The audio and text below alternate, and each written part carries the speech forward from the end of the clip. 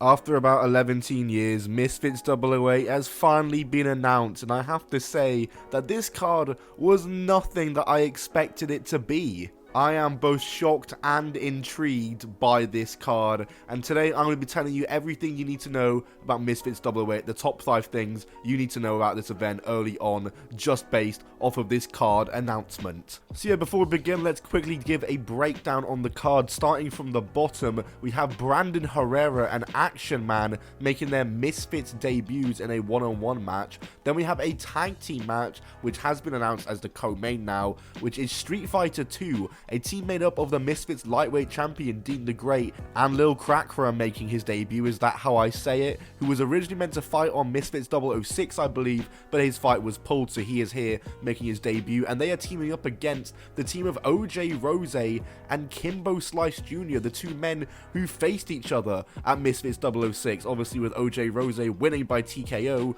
What a team that is, and what a war this match should be. But anyway, enough of that. We'll do a full card breakdown, I'm sure at some point, probably closer to the event. Alan Belcher versus Hasim Rahman Jr., I am hyped for that one. Anthony Taylor versus Paul Bamba, and the main event, a Survivor tag match, Nick Lamau, Swarms, B-Dave, and Ryan Johnston. And so let's go into our first talking point of this top 5 list, which is the Four Corners tag team match. Obviously, people are probably wondering, what is a tag survival match? Well, luckily, that has been clarified pretty much already. This was posted on DAZN. This is not a tag team bout, but a 4-man fight to find the last man standing. It's every man for himself. Only 2 fighters allowed in the ring at one time. The 2 fighters allowed to start the bout will be decided by a fan vote on social media. Fighters can tag in and out of action. Refusal to accept a tag results in automatic elimination. A fighter is not allowed to tag the same person consecutively. Any fighter knocked down is immediately eliminated. Once a fighter is eliminated, the next fighter will be chosen clockwise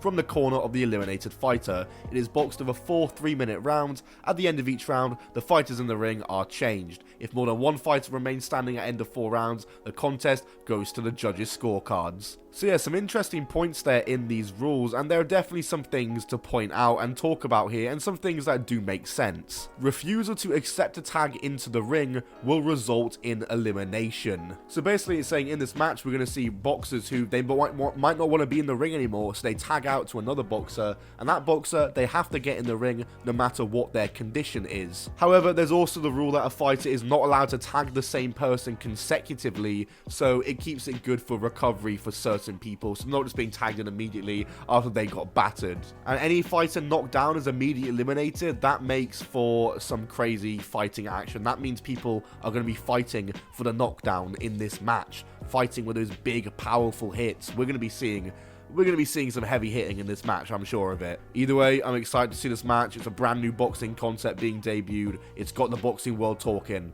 Anyway, moving on to point number 2, and still talking about the tag survival match. Reports going around that Luis Pineda was meant to be a part of this 4-way match. And I mean, I guess it makes sense with his partner B-Dave being in there, Swarms being in there, who he called out. But I think Luis Pineda not being in this match is for the better, because I think he just dominated it. And now what we have without Luis Pineda in this match is a fight between 4 guys who, if they win, are immediate contenders in their division. You've got B-Dave looking to establish himself as a singles guy, Swarms trying to bounce back from a loss, Nick Lamau trying to bounce back from a loss and become a contender in his division, and Ryan Johnston, who's making his debut and looking to shoot up the rank in Misfits. This match has a great story to it, and I don't think that story needs Pineda in it.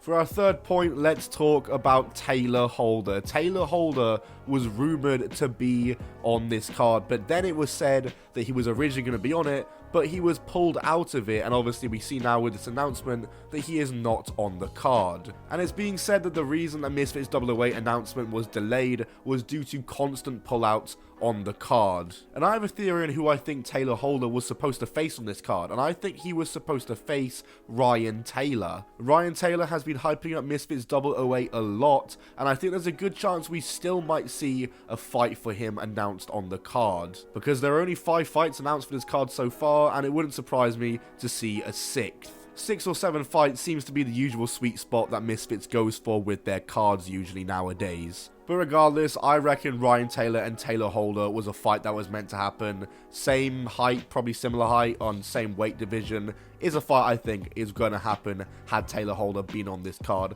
But I think there's still a good chance we could see Ryan Taylor get a fight announced on this card.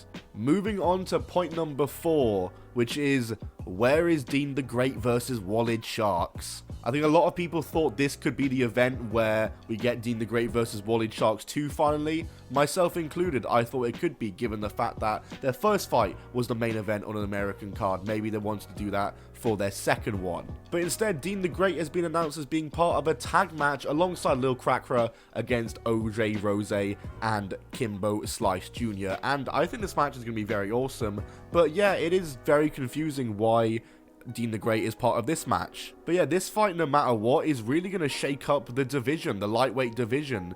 I mean, Kimbo Slice Jr. and OJ Rose are guys that could easily challenge for Dean the Great's title. And I mean, these guys are going to be getting in the ring with him. They're going to have statements to prove and want to challenge for that belt, possibly even before Wallid Sharks does. But I think the main reason why Dean the Great versus Wallid Sharks is not included on here is because probably they want it to be the co-main for a bigger card such as KSI versus Tommy Fury, hence why we're seeing Dean the Great in this fight and in a tag match, not a singles match, because if it's a singles match, there's a higher risk of injury and all that, but a tag match means you're a lot more safer in that regard, and would obviously mean he's recovered in time for a fight against Wallid Sharks on the KSI Tommy Fury card, if that is possible to happen. It's just my theory though, and for all we know, Dean the Great might not have been even originally planned to be in this tag match. Like I said, the amount of pullouts that there have been on Misfits 008 is unknown right now, but it's said to be a lot. So there's a good chance that, hey, Dean the Great might not even have to be in this tag match, but has stepped up to be in it.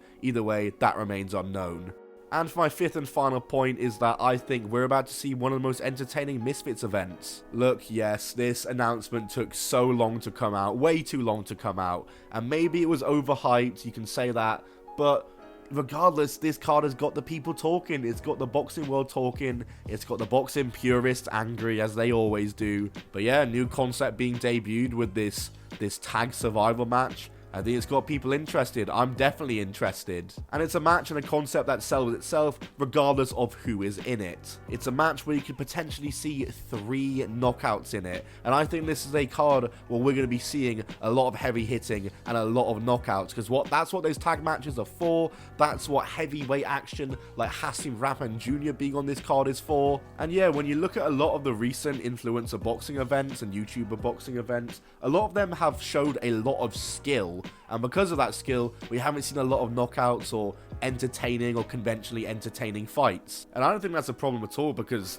I still enjoy it regardless. But Misfits 008, I think, is going to be a card where we're going to be seeing a lot of people on the canvas, and it's going to be an entertaining evening, to say the least. Anyway, that's been it from me here. Smash the like and subscribe button to see more Misfits 008 content coming up from me, and some more Kingpin content. Obviously, the Kingpin semi-finals coming up, which I'm actually going to. So, yeah, exciting times ahead. But regardless, smash the like and subscribe, and I'll see you all in a future video.